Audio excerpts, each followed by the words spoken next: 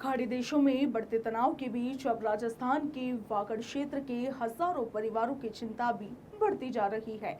डूंगरपुर, बांसवाड़ा और उदयपुर संभाग के 10,000 से ज्यादा लोग इन दिनों Kuwait, Bahrain, Saudi Arab, Qatar, Oman, Abu Dhabi, Iran, Iraq और दुबई जैसे देशों में काम कर रहे हैं और ईरान इसराइल के बीच बढ़ते युद्ध जैसे हालातों में यहाँ पर उनके परिवारों की बेचैनी और भी ज्यादा बढ़ा दी है। दरअसल वागड़ क्षेत्र के कई युवा रोजगार की तलाश में खाड़ी देशों में काम करने गए हैं। उनके परिवारों के मुताबिक पहले रोजाना सामान्य तरीके से फोन और वीडियो कॉल्स पर बातचीत हो जाती थी, मगर अब हर कॉल में डर और अनिश्चितता का माहौल महसूस होने लगा है।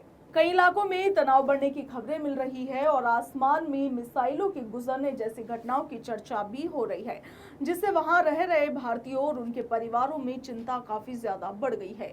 कई जगह सुरक्षा कारणों से लोगों को सुरक्षित स्थानों पर शिफ्ट कर दिए जाने की जानकारी भी सामने आई है। वहीं युद्ध जैसे हालातों के कारण कुछ क्षेत्रों में उड़ानों पर भी असर पड़ा है और विमान सेवाएं प्रभावित या फिर बंद होने की खबरें हैं, जिससे फिलहाल भारत लौटना भी आसान होता हुआ नहीं दिख रहा।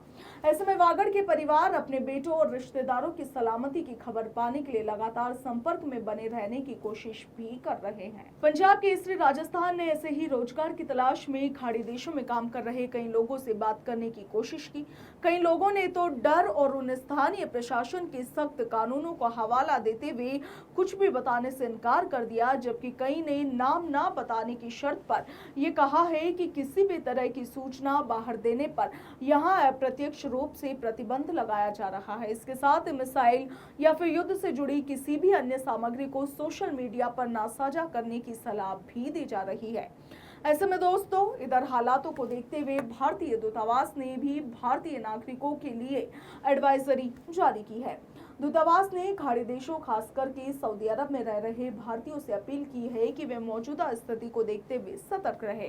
दूतावास की ओर से यह भी कहा गया है कि रियाद स्थित भारतीय दूतावास और जेद्दा स्थित भारतीय वाणिज्य दूतावास सामान्य रूप से काम कर रहे हैं। जरूरत पड़ने पर भारतीय नागरिकों को समय समय पर नई जानकारी और इसके साथ ही नई एडवाइजरी भी जारी की जाएगी।